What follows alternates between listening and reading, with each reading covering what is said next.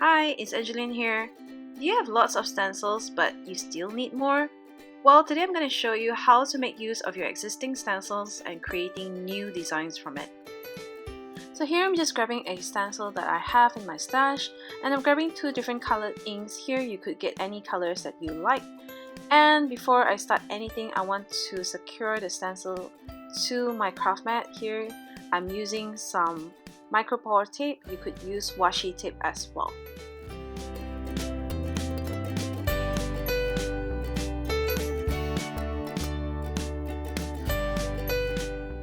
So once your stencil is secured to your craft mat, it's time to ink your background up.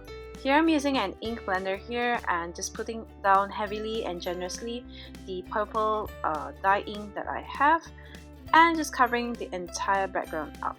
Next, you want to remove the stencil carefully, and it's time to rotate your stencil.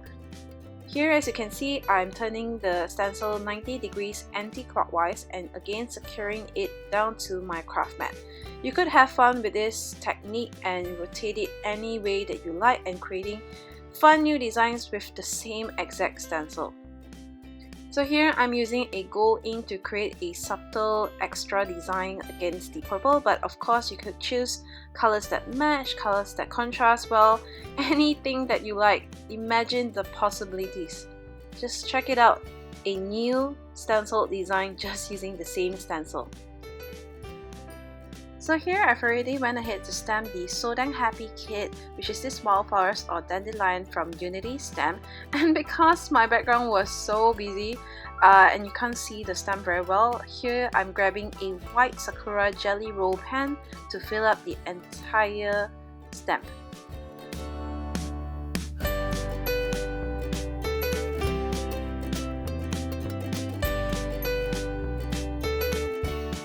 So here is my finished card. I hope you enjoyed this technique and do try it out for yourself.